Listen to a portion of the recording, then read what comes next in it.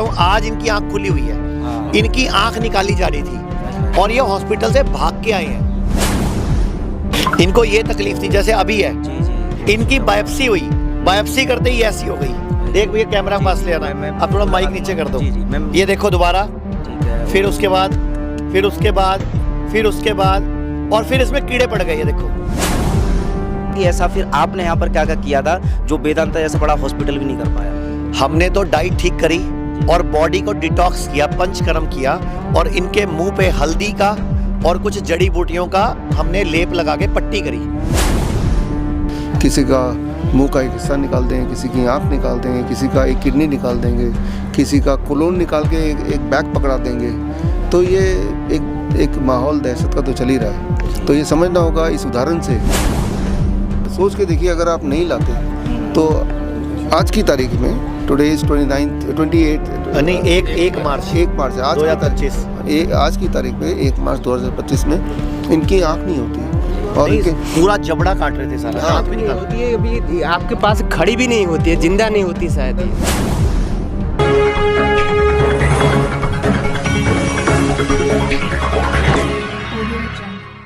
नमस्कार, मैं हूं सुमित आज़ाद और इसमें मैं खड़ा हूं हिम्स मेरठ में। कैंसर एक ऐसी बीमारी जिसका नाम सुनते ही हर एक सामान्य इंसान के दिमाग में सिर्फ मौत दिखाई देती है। लेकिन यहाँ पर एक हमारे मरीज है और हिम्स में ही ये खड़े हैं। इनके चेहरे पर, इनकी आंखों में कोई भी डर इस समय नहीं दिख रहा होगा, लेकिन उसका एक सबसे बड़ा कारण क्या है, वो है हिम्स मेरठ के यहाँ का ट्रीटमेंट। तो आइए कुछ एक ऐसी स्टोरी जिससे आप इंस्पायर हो सकते हैं। एक पूरी मरीज कैसे एक लड़ाई लड़ता है, कैंसर का मरीज, और कैसे वो सक्सेस होता है, वो इस स्टोरी के माध्यम से आप समझ सकते हैं। तो सबसे पहले मैं आपसे जानना चाहूँगा, ये मरीज हैं फिलहाल, ये इनके साथ हैं।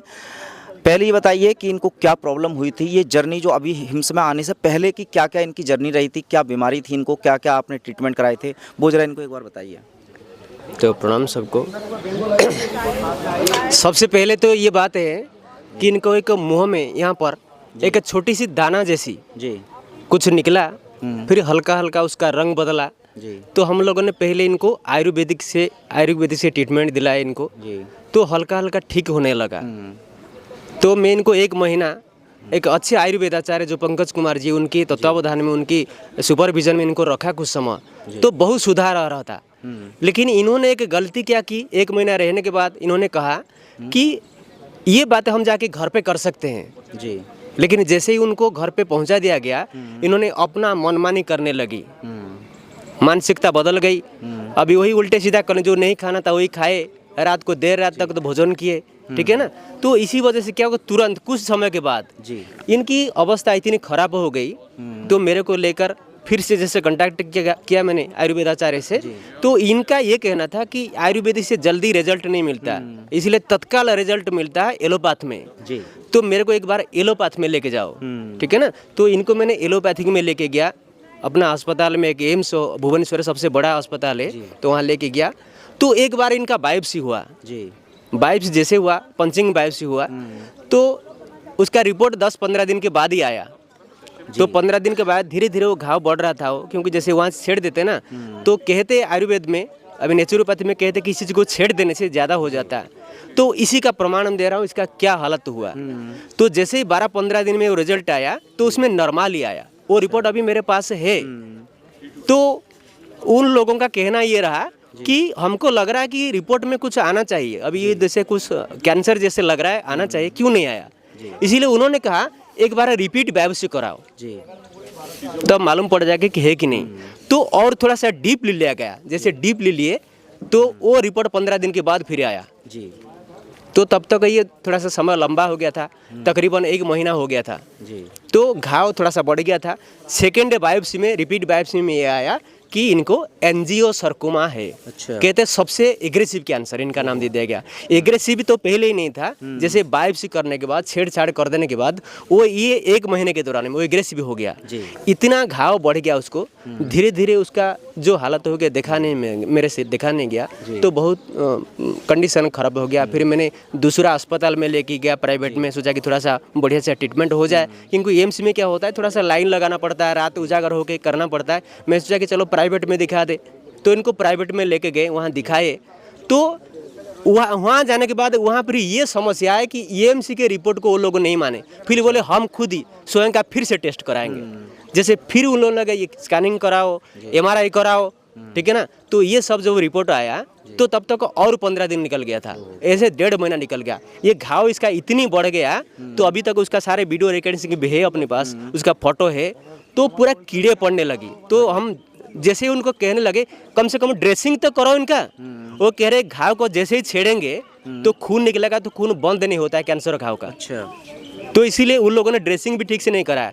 फिर गज स्वाब लगा देते थे, वो माइक्रो टेप होती है ना, तो उसको चिपका देते थे, बोले इतनी करते थे, कोई ड्रेसिंग नहीं करते थे। फिर धीरे धीरे उसके अंदर सड़न हो गए, कीड़े पड़ गए।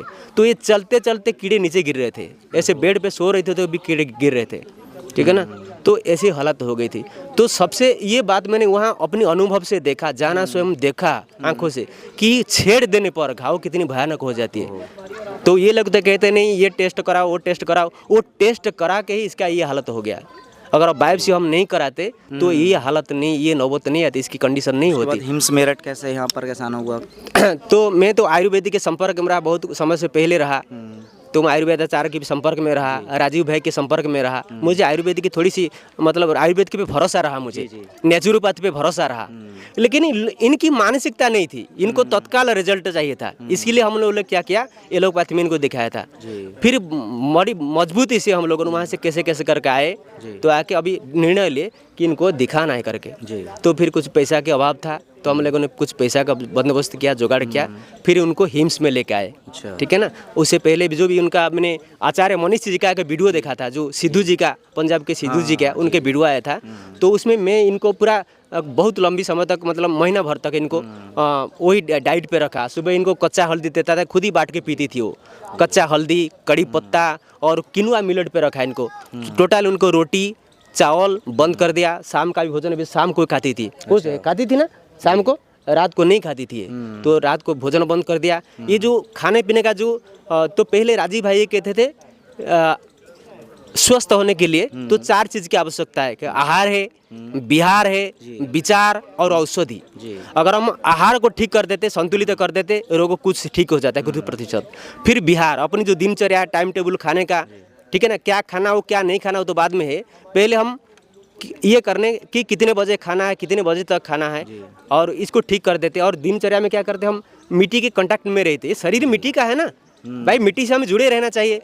अब सूरज की रोशनी से शरीर बना, अगर इसी के सूरज की रोशनी के साथ हम नहीं जोड़ेंगे, मिट्टी के साथ नहीं जोड़ेंगे, तो इसका सुधार कैसे होगा, नहीं होगा सुधार। यहाँ हिम्स में अभी तक कितने दिन हो गए आपको? हिम्स में लगभग यहाँ 12 दिन हो गया। तो 12 दिन में क्या क्या थेरेपी यहाँ पर दी गई थी? 12 दिन में यहाँ अभी जैसे पहले ना इनको नींद नहीं आती थी, ठीक है। तो हमारा जो डॉक्टर खड़े हैं पास में, अपना दिखाई जरा इनको भी। आ जाइए आप भी, आप भी आ जाइए, डॉक्टर के सोनी जी। डॉक्टर साहब है, प्रणाम डॉक्टर साहब जी, आप भी आ जाइए। तो पहले बताइए क्या क्या ट्रीटमेंट को? हाँ, इन्होंने हमको देखा, फिर जो कुछ हुए बोले क्या क्या ट्रीटमेंट इन्होंने हमें रिकमेंड किए। तो पहले बोले पहले मैंने इनको बोला जो डायग्नोसिस किए क्या क्या हो रहा है, बोले इसको नींद नहीं आ रही है। तो ये बोले ठीक है अभी शिरोधारा कराना पड़ेगा, जिसको नींद नहीं आती शिरोधारा करते उनके मानसिक संतुलन ठीक हो जाता है, धीरे धीरे नस वगैरह खुल जाती है। तो इसीलिए इनको शिरोधारा का रिकमेंड किए, शिरोधारा कराए। तो उनके बाद फिर कोई जैसे पेट की सफाई के लिए बस्ती वगैरह दिए, चिर बस्ती जो भी मातृ बस्ती वगैरह बस्ती कराए। फिर उनको हॉट वाटर का जो विश्वरूप सार का सबसे जो महान खोज है, आज तक तो सोचा मैं पहली खोज है, इतनी महान संसार में ऐसे महान व्यक्ति संत पुरुष है वो, ठीक है ना। तो दूसरे की कल्याण के लिए, भलाई के लिए, इतनी मानव समाज को उनके एक अवदान है, कंट्रीब्यूशन है। तो उन्होंने जो हॉट वाटर का थेरापी निकाला, तो इनको हॉट वाटर थेरापी गया, सार भी उनको रिकमेंड किए हॉट वाटर दो, और शिरोधारा किया। और सबसे बड़ी बात यहाँ मैंने देखा कि लीच थेरापी हुआ। तो लीच थेरापी से क्या हुआ, इनका जो काला हो रहा था, दिखाइए थोड़ा कैमरा इधर दिखाइए, फोकस कीजिए जरा, फोकस करिए यहाँ पे थोड़ा सा काला हो रहा था। अभी 4-5 लीज लग चुका है, 4-5 बार। हाँ, ये पूरा सूजा हुआ था, आंख भी नहीं खुल रहा था जैसे, ठीक है ना, ये काला हो गया था, एकदम काला काला हो गया था। अभी जैसे लीच लगा ना, तो ये पूरा क्या हो गया, ये रंग बदलने लगा। तो एक लीच में मेरे को पूरा ये भरोसा आ गया कि वहाँ स्वस्थ हो सकती है, सुधार हो सकता है। जी जी। अभी आचार्य मनीष जी भी फोटो देखी है? मैंने तो फिलहाल अभी नहीं देखी है। मैं अभी आपको, रवि मेरा फोन देना, मैं अभी आपको इनकी पुरानी फोटो दिखाता हूँ। आज इनकी आंख खुली हुई है, इनकी आंख निकाली जा रही थी और ये हॉस्पिटल से भाग के आए हैं।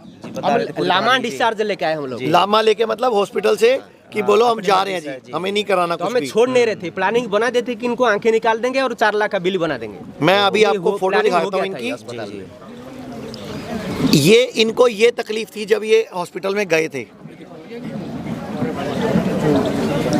इनको ये तकलीफ थी जैसे अभी है। जी जी। इनकी बायोप्सी हुई, बायोप्सी करते ही ऐसी हो गई। देख भैया कैमरा जी, पास जी, ले आना, मैं अब थोड़ा फोटो माइक लगा नीचे दूंगा। कर दो। जी, जी, मैं- ये देखो दोबारा, ठीक है। फिर उसके बाद, फिर उसके बाद, फिर उसके बाद, और फिर इसमें कीड़े पड़ गए। ये देखो अब इसमें कीड़े पड़े हुए हैं, जी। ये सड़ गया, अब आंख बंद हो गई, आंख खत्म कर दी डॉक्टर ने, और बोलते हैं कि अब आंख काट के निकालनी पड़ेगी। और फिर उसके बाद ये कीड़े की फोटो भी दिखाता हूँ मैं आपको। जो इनका कीड़ा है ये इन्हीं के चेहरे का कीड़ा है। ये अच्छा हो। कीड़े पड़ गए थे इसमें। और कितने दिन हुए सिर्फ आपको? जी 12 बता रहे हैं 12 दिन में, और जो रिजल्ट है वो तो खैर कैमरे में साफ साफ दिख ही रहे हैं। तो मनीष जी, मैं जानना चाहूँगा कि ऐसा फिर आपने यहाँ पर क्या क्या किया था जो ऐसा बड़ा हॉस्पिटल भी नहीं कर पाया? हमने तो डाइट ठीक करी और बॉडी को डिटॉक्स किया, पंचकर्म किया, और इनके मुंह पे हल्दी का और कुछ जड़ी बूटियों का हमने लेप लगा के पट्टी करी। ठीक है। कल तक इनके पट्टी थी, अभी आज पट्टी नहीं है। देखो परसों तक पट्टी चली है, अभी पट्टी नहीं है। अब आपके सामने बताओ, इस लेडी की आंख निकल जाती, पूरा मुंह काट देते, तो क्या जिंदगी रहती इनकी। बिल्कुल डॉक्टर साहब, जी। वो डॉक्टर साहब को बुलाना। अभी तो ये- माता जी, आपसे भी जानना चाहूंगा अभी इनको यहाँ पर आने के बाद उड़िया आती है, आपको इनको हिंदी नहीं आती। अच्छा, आपको इनको हिंदी नहीं आप आती। उड़िया में अच्छा, बोल दो। अपनी अपनी भाषा में हाँ कुछ बताइए, अभी आपको कैसा लग रहा है? आप इनको बता दीजिए क्या बोल रहा केमती है। लाଗୁଛି ଏବେ ତତେ କେମିତି ଲାଗୁଛି? ଭଲ ଲାଗୁଛି। କଣ କଣ ସବୁ ହେଲା ଟିକେ କହୁନୁ କିଛି କହ तो इनका मैं आपको हॉस्पिटल जाइଥିଲେ कौन ହେଇଥାନ୍ତୁ एठी कौन हेलु आंख कौन निकाल रहे थे। जी, तो डॉक्टर विष्णुप्रिया चौधरी सर भी हमारे साथ हैं। तो डॉक्टर साहब मैंने जी फोटो दिखाई अभी सारी स्क्रीन पे ना, अभी मैं इनको दे दूंगा व्हाट्सएप पे। जी जी देखिए, ये समझना होगा कि एलोपैथी के जाल में जाने से जो हालत आपकी अभी तक हुई है या जो बदतर हालत होती, वो हालत लोगों की हो रही है। जबकि ये बड़ी दिखने वाली बीमारियां, चाहे उसको कैंसर बोलो, ट्यूमर बोलो, उसका इलाज बड़ा आसान है, अक्सर घर पे ही कर सकते हैं, by changing the time of eating, by changing the food, DIP diet, और थोड़े से पंचकर्मा थेरेपीज़ होते हैं। इससे बॉडी के अंदर जो कैंसरस एक्टिविटी है वो बड़ी तेज़ी से ठीक होता है। जितना उसको छेड़ेंगे, पेट स्कैन से, बायोप्सी से, मेमोग्राम से, ट्यूमरस ग्रोथ को, इस तरह के जो डायग्नोस्टिक होते हैं, या सर्जरी कर देंगे, तो वो कैंसर फैलेगा, बुरी तरह फैलेगा। फिर डॉक्टर बोलेगा ये तो फैल रहा है, फिर वो काटने पे लग जाते हैं। किसी का मुंह का एक हिस्सा निकाल देंगे, किसी की आंख निकाल देंगे, किसी का एक किडनी निकाल देंगे, किसी का कोलोन निकाल के एक बैग पकड़ा देंगे। तो ये एक माहौल दहशत का तो चल ही रहा है। तो ये समझना होगा इस उदाहरण से कि सिर्फ बीमारी बड़ी दिखाई जा रही है, लेकिन जैसे ही आप ये बदलाव करेंगे, जो कि हम अपने हिम्स में करते ही हैं, ये सारे पेशेंट्स से टेस्टिमोनियल है ही, तो बड़ी तेज़ी से बॉडी रिएक्ट करता है, एकदम ठीक होने लगता है। ये जीता जागता एग्जाम्पल है। नॉर्मली जो यंगस्टर हैं, छोटे बच्चे, वो उनकी इम्यूनिटी स्ट्रांग होती है, वो और ज़्यादा तेज़ी से ठीक होते हैं। लेकिन इस उम्र में भी जब ठीक हो रहे हैं, तो ये अपने आप में एग्जाम्पल है, एक सबूत है कि ठीक होना कितना आसान है। अब ज़रा सोचिए, इसका उल्टा अगर देख लें कि अगर आप ये इनके भैया की हिम्मत है कि इनको हॉस्पिटल से निकाल के लाए, अगर आप- वरना ये तो वहाँ एडमिट थे, इनको तो भाषा भी नहीं आती, उड़िया आती है, इनको हिंदी आती नहीं है। सोच के देखिए, अगर आप नहीं लाते तो आज की तारीख में, टुडे इज 28 नहीं, एक मार्च 1 मार्च है आज की 2025 तारीख। आज की तारीख में 1 मार्च 2025 में इनकी आँख नहीं होती, और नहीं, इनके पूरा जबड़ा काट रहे थे सारा, दांत भी नहीं निकाल। होती है अभी आपके पास खड़ी भी नहीं होती है, जिंदा नहीं होती शायद ये। या जिंदा होती तो आँख नहीं होती। इमेजिन करके देखिए कि एक हिस्सा नहीं होता, यानी कि दांत सारे ऐसे बाहर से दिखते, तो ये कंडीशन होती। और उसके ऑन द कॉन्ट्ररी अभी आपके सामने खड़े हैं। और ये कितने दिन लगे सर सिर्फ? ये 12 दिन में तो ये इनका परिणाम इतना है, 12 दिन में ही ये सारे भी रंग का सुधार हो गया, कालापन हट गया, अभी सूजन खत्म हो गया, अभी बस हल्का सी है तो ठीक हो जाएगा। थेरेपी है जी, जो स्वयं धन्वंतरी भगवान प्रकट हुए थे। जो हम कीमो करते हैं ना, कीमो भी तो गांठ को ही खत्म करती है, इसी बोलते हैं, जबकि साइड इफेक्ट है। जबकि लीच ने भी तो वही गंदा खून खा लिया। अब यहाँ लीच लगाई थी इनके, तो सारा गंदा खून चूस गई और अपनी हीरोडिन बॉडी में डाल दी। और वो लीच थेरेपी को हमने नहीं डिजाइन करी, स्वयं जब धन्वंतरी भगवान प्रकट हुए थे तो उनके हाथ में लीच थी, और उनका ये अवतार है लीच। और ये लीच थेरेपी पंचकर्मा के अंदर होती है, जिसको रक्त मोक्षण बोला जाता है, जो सिर्फ गंदा खून चूसती है, जिसको जोंक भी बोलते हैं। तो ये साइंटिफिक है।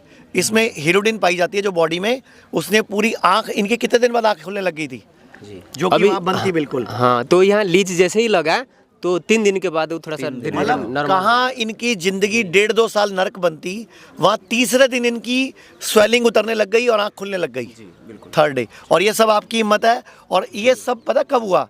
जब इन्होंने पहले से मेरे डॉक्टर साहब के वीडियोस देखे हुए थे, तो इनको नॉलेज थी। वरना आम आदमी जब वीडियोस नहीं देखता और बिलीव नहीं करता तो बाद में फंस जाता है। बाद में आते हैं हमारे पास लोग स्टोमा बैग लगवाने के बाद आते हैं। मैं सबको बोलना चाहूँगा बिना बायोप्सी के आओ, बायोप्सी करने से पहले आओ ना। आप छेड़ दे, इनका सारा बेड़ा गर्क बायोप्सी से हुआ था। हाँ हाँ। आप कितने सालों से बोल रहे हो बायोप्सी नहीं करानी, आप स्क्रीन पे ना रिसर्च पेपर भी लगा देना, बायोप्सी कराने साइड इफेक्ट होता है। और अभी मैंने वीडियो बनाई है सर के साथ, 2 लेडीज़ हैं यहाँ पे जिन्होंने ब्रेस्ट में गांठ को और यूट्रस की गांठ को सिर्फ एक ने 15 दिन में, एक ने 10 दिन में खुद ख़त्म किया डाइट से। और ये जो सर बोलते हैं टाइम एज मेडिसिन, सूरज डूबने के बाद खाना नहीं खाना। मैं तो अपील करूंगा सारे देश से कि सूरज डूबने के बाद खाना खाना बंद कर दो और नंगे पांव घास पे घूमना शुरू कर दो, जिसको हम 0 वोल्ट बोलते हैं, अर्थिंग बोलते हैं। आते सुधार लो, अदरवाइज कोई इलाज नहीं है। लोग ऐसे ही कटते रहेंगे वरना मरते रहेंगे। आप उड़िया में कुछ बोलना चाहोगे? उड़िया में, उड़ीसा में बोल दो कुछ उड़िया भाषा में। एठू जाके सब कहले एठू काढ़ी दवा, एठू काढ़ी देइकिरे आउ मांस काटिकिरी गोडुरो एठी पकेइबा। तो एक हेठे कहले एठो। अच्छा, बायोप्सी यहाँ से भी करने लगे थे तो ये भी इन्होंने रोकी, बचाया इन्होंने। होने वाला था या निडल बैच होता है, वो भी इन्फेक्टेड हो जाता है, वो भी खराब आगो एठू ने ले खाना नहीं खा पाती हो। एठू नेले कहले बाहर लानी, एठू आउ थरे एठू नेले आउ थरे एठू कहले एठो नवा। मु कहली आइले किरी जबी केभे नेलेनी भिड़ी भिड़ी क्या नहीं गले जबरदस्ती। इनको जोर जबरदस्ती ले रहे थे, मैं नहीं था तो इनको जोर जबरदस्ती फेंकने के लिए लिए। अच्छा, एक आखिरी में आपसे जानना चाहूँगा, क्योंकि आपका तो सौभाग्य था कि हिम्स के संपर्क में आ गए, लेकिन आपके जैसे और भी बहुत सारे ऐसे पेशेंट हो सकते हैं जो बहुत सारे ट्रैप में फंसे हुए हैं, उनके लिए सीधे क्या संदेश आपकी तरफ से रहेगा? तो मेरा संदेश है समग्र विश्व के जितने मानव है ना, सबके प्रति ये संदेश है कि हमारी राजीव भाई ने हमारे वो गुरु है वो, ठीक है ना, उनकी प्रेरणा से हम प्रेरित हैं। तो उन्होंने जीवन भर आजीवन ये प्रयास किया कि गरीबों लोगों की मसीहत है वो, कैसे गरीबों लोग उनका जीवन सहज सरल हो जाए। तो उनकी अवतार है ये विश्वरूप सारे, ये आचार्य मनीष जी, ये गरीबों की मसीहा है, ठीक है। तो उनकी जो विचारधारा थी, इनको विचारधारा को आगे बढ़ा रहा है ये। तो गरीब लोगों का जीवन कैसे सहज और सरल हो जाए, कैसे लोग कम खर्चा में स्वस्थ जीवन जी पाए, उनके लिए ये सब इतना कुछ प्रयास कर रहे हैं। तो इसीलिए समग्र मानवता के प्रति हमारा ये संदेश है कि सब आयुर्वेदिक को, नेचुरोपैथी को, अपनी जो भारतीय परंपरा है उनमें फिर से वापस आ जाए, अपनी सोच बदले, अपनी मानसिकता को बदले। नहीं तो कोई नहीं बचा सकता। या सिर्फ बदलने वाला संसार में एक ही होता है, जो गुरु होता है, समाज को पथ प्रदर्शन करता है, ठीक है ना, दिशा दिखाता है।